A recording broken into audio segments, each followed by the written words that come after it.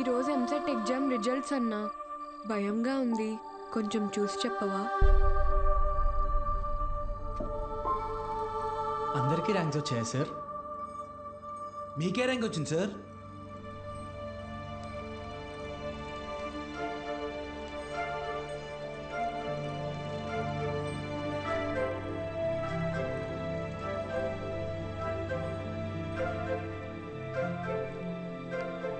Muralikrishna 41 medical.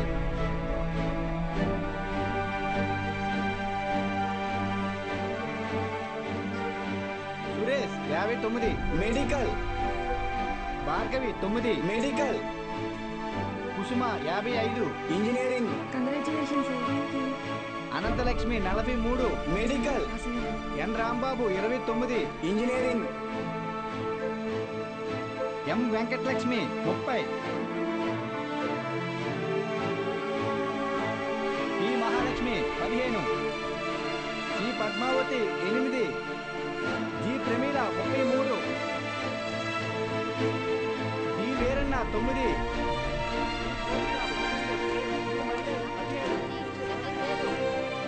అంటే 45 top ర్యాంక్సా sir? 46. అదేంటి sir, మొత్తం కలిపి 45 కదా సార్? ఇంకో ఆల్ టికెట్ ఉంది. ఏఎస్ మూర్తి 1వ ర్యాంక్. ఎవరై ఉంటారు? ఏఎస్ మూర్తి ఎవరు? ఏఎస్ మూర్తి.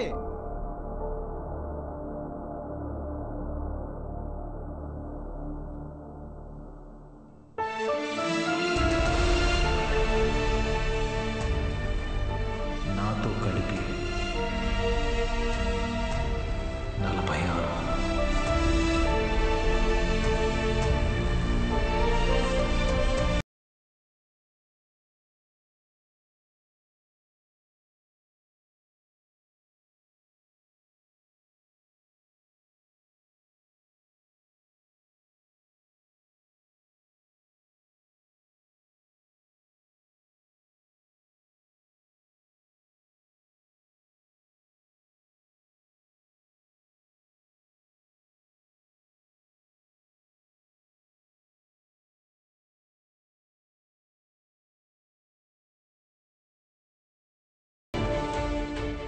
సార్ ఇవన్నీ మీకేమని చెప్పారు?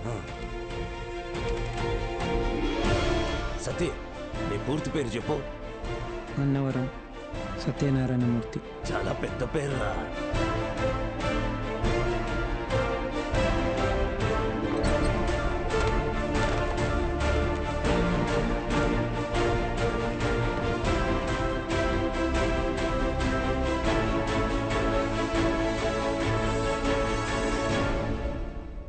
సాధించావు బాలు.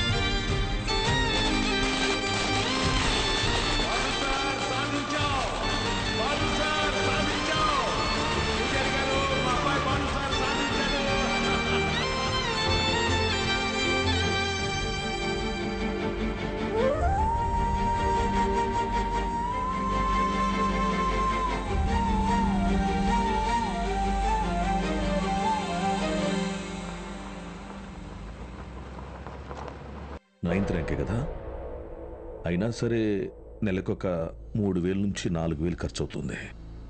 మీ నెల జీతం 900 అనుకుంటా కదా? అవునయ్యా. భయపడద్దు, అప్పు చేయక్కర్లేదు.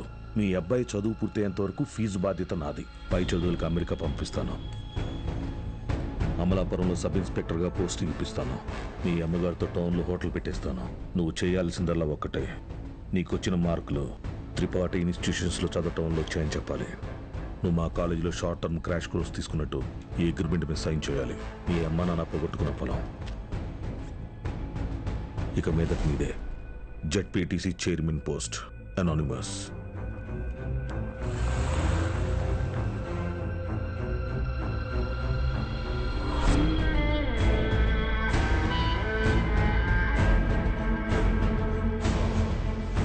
వాళ్ళని తీసుకొచ్చాను సార్.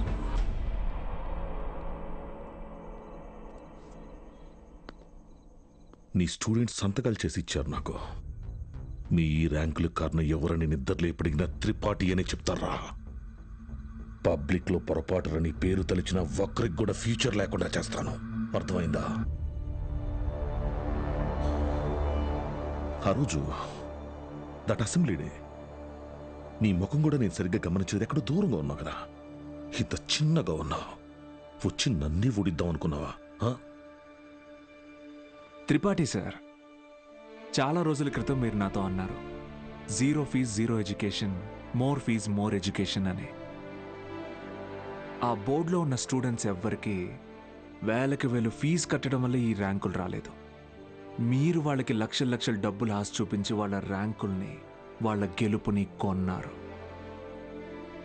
ఇది కూడా ఒక గెలుపేనా?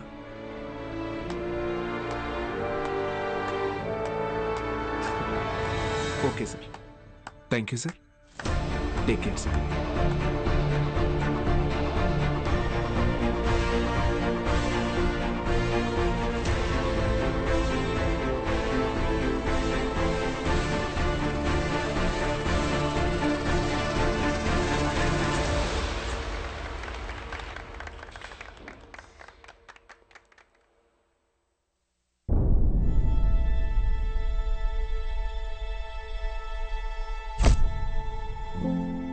ఏ మనిషి అయితే మిమ్మల్ని నమ్మలేదో ఈరోజు ఆ మనిషే మీ ఇంటి ముందుకొచ్చి మిమ్మల్ని తన ఇన్స్టిట్యూట్కి బ్రాండ్ అంబాసిడర్ అవ్వమని బతిమాలుతున్నాడు. ఏది బూస్ట్కి సచిన్ ఉన్నట్టు. ఇది కదా నేను మీకు దక్కాలనుకున్న రెస్పెక్ట్. వచ్చింది. సూపర్. సంతకాలు పెట్టండి. కాంట్రాక్ట్ మీద సంతకాలు పెట్టండి. చదువు అనేది వ్యాపారంగా మారి చాలా కాలమైంది. ఫ్యూచర్లో ఇది ఇంకా పెద్ద వ్యాపారం అవుతుంది. ఈరోజు ఇంటర్ ఫస్ట్ ఇయర్ సెకండ్ ఇయర్కి వసూలు చేసే ఫీజుల కంటే ఎక్కువ ఫీజులు ఎల్కేజీ యూకేజీ క్లాసులకి వసూలు చేసే రోజులు వస్తాయి. మన కంటికి కనపడేది త్రిపాఠి ఒక్కడే, కానీ తనలాంటి వాళ్ళు ఈ దేశంలో చాలామంది ఉన్నారు. మీ చదువుకి ఖర్చయ్యే ప్రతి రూపాయి త్రిపాఠి జేబులో నుంచే రానివ్వండి. మీ ఇంట్లో వాళ్ళకి ఇస్తానన్నవన్నీ ఇవ్వనివ్వండి. పై చదువులు చదివిస్తాడా? చదవండి. తన అహంకారాన్ని వాడుకొని మీరు ఎదగండి. మంచి పొజిషన్కి వెళ్ళండి. బాగా సెటిల్ అవ్వండి. అప్పుడు చదువుని కొనలేని వాళ్ళకి చదువుని పంచండి. మీలాగా వాళ్ళని గెలిపించండి. 46 మంది ఉన్నారు. మీరు తలుచుకుంటే ఎంతో మంది జీవితాల్ని మార్చగలరు. వచ్చి ఆ కాంట్రాక్ట్స్ మీద సంతకాలు పెట్టండి.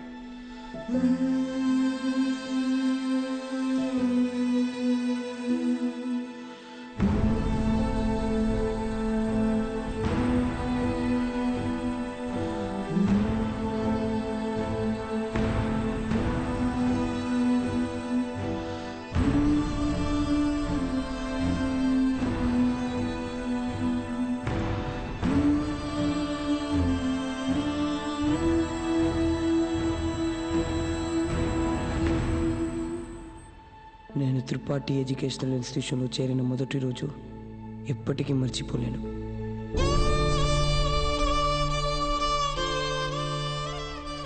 లెక్చరర్స్ అంతా నాకు ఎంతో అంటగా నిలబడి నన్ను ప్రోత్సహించారు. నేనేదైనా తప్పు చేస్తే దండించేవారు. వాళ్ళే నన్ను సరైన దారిలో నడిపించారు. నాకంటూ ఒక లక్ష్యాన్ని ఏర్పరిచి అందులో నన్ను గెలిపించారు.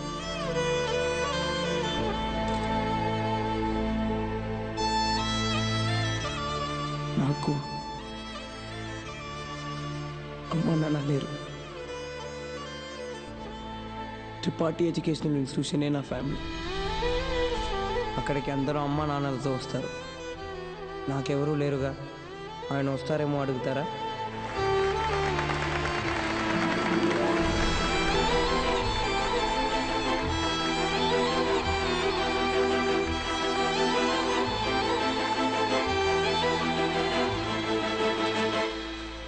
వెళ్ళిపోయాడు. వరం ఇచ్చిన తర్వాత దేవుడు ఎలా మాయమైపోతాడో అలా మాయమైపోయాడు. ఆ తర్వాత బాలు సార్ని మేము ఎప్పుడూ కలవలేదు. ఆయన ఉంటే త్రిపాఠి వల్ల మాకు ఎప్పుడైనా ప్రాబ్లం వస్తుందనుకున్నాడు ఏమో. వెళ్ళిపోయాడు. ఏ పాడుబడిన థియేటర్లో బాలు సార్ మాకు చదువు చెప్పారో ఆ థియేటర్నే ఇప్పుడు మేము కోచింగ్ సెంటర్గా మార్చాం.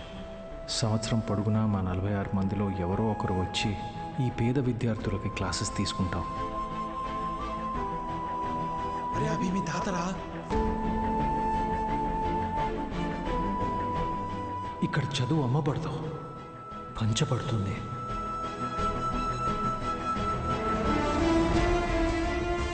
ఇదే మా బాలు సార్కి మేము ఇచ్చే గురుదక్షిణ.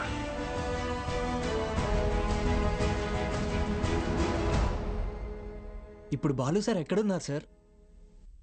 తెలీదు.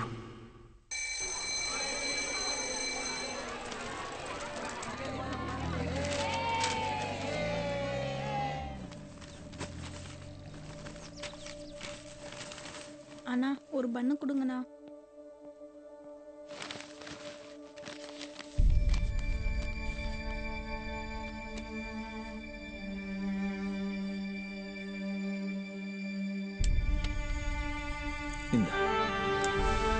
தேங்க்ஸ். వాడికి నువ్వు ఆసరు కదా తంబి. ஆமா சார். సరే బా. కానీ ఆయన ఎక్కడున్నా చదువుని దేవుడికి పెట్టే నైవేద్యంలాగా పంచుతూనే ఉంటారు.